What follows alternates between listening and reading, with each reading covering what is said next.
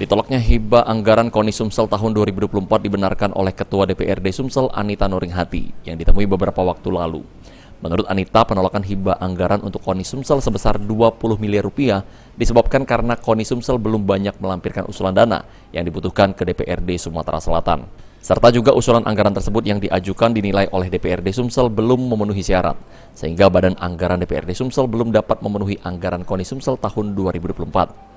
Walaupun ditolak, menurut Anita, anggaran KONI Sumsel masih tetap ada di KUA PPAS tahun 2024, namun tidak dapat digunakan.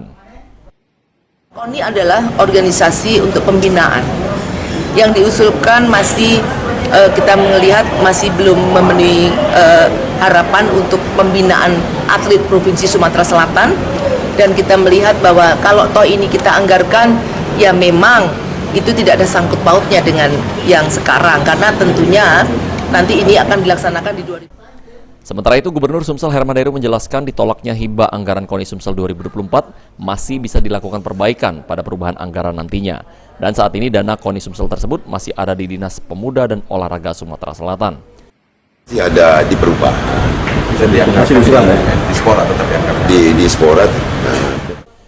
Ditolaknya hibah anggaran ke KONI Sumsel tahun 2024 sebesar 20 miliar dipastikan oleh DPRD Sumsel tidak berkaitan dengan permasalahan hukum yang saat ini tengah terjadi di tubuh KONI Sumsel. Firman Hidayat, PAL TV.